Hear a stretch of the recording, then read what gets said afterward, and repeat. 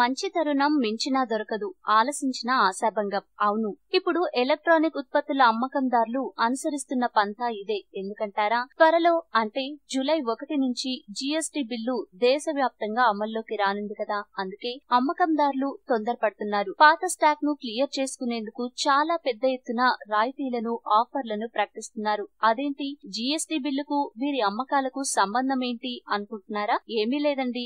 అసలు విషయం ఏంటంటే జూలై 1న దేశవ్యాప్తంగా జీఎస్టీ అమల్లోకి రానుందని అందరికీ తెలిసిందే. ఈ క్రమంలో చాలా వస్తువుల ధరలు పెరగనున్నాయి. వాటిలో ఎలక్ట్రానిక్ వస్తువులు కూడా ఉన్నాయి. ఈ క్రమంలో జీఎస్టీ బిల్లు గనక అమల్లోకి వస్తే అమ్మకాల ప్రభావం ఏ విధంగా ఉంటుందోనని రిటైలర్స్ ఆందోళన చెందుతున్నారట. సేల్స్ తక్కువగా ఉంటే అప్పుడు మొదటికే మోసం వస్తుందని వారు అనుకుంటున్నారు. కనుక ఇప్పటికే ఉన్న పాత స్టాక్ నంతా క్లియర్ చేసుకునే పనిలో పడ్డారు. అందులో భాగంగానే వారు ఆఫర్లను ప్రకటిస్తున్నారు. భారీ డిస్కౌంట్లకు ఎలక్ట్రానిక్ వస్తువులను అమ్ముతున్నారు. సాధారణంగా ప్రతి ఏడాది వేసవి సీజన్ లో అమ్మకాల శాతం తక్కువగా ఉంటుంది. వేసవికి జూన్ నెల ఆఖరు గనక ఈ నెలలో ఆ శాతం మరింత తగ్గే అవకాశం ఉంది. ఈ క్రమంలోనే ఆఫర్లను, డిస్కౌంట్లను ప్రకటిస్తే ఉత్పత్తులను అమ్ముకోవచ్చని, తద్వారా పాత స్టాక్ ను క్లియర్ చేసుకోవచ్చని రీటైలర్స్ భావిస్తున్నారు. మరో నెల ఆగితే జీఎస్టీ బిల్లు ఎలాగూ వస్తుంది కదా, ఇక అప్పుడు అమ్మకాలపై ప్రభావం పడుతుందని వారు భావిస్తున్నారు. అందుకే ఇలా టీవీలు,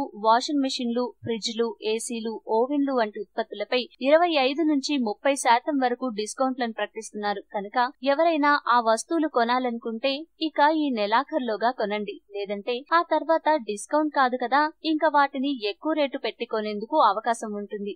ఈ వీడియో మీకు నచ్చితే లైక్ చేయండి, అందరికీ షేర్ చేయండి, కానీ సబ్స్క్రైబ్ చేయడం మాత్రం మర్చిపోకండి.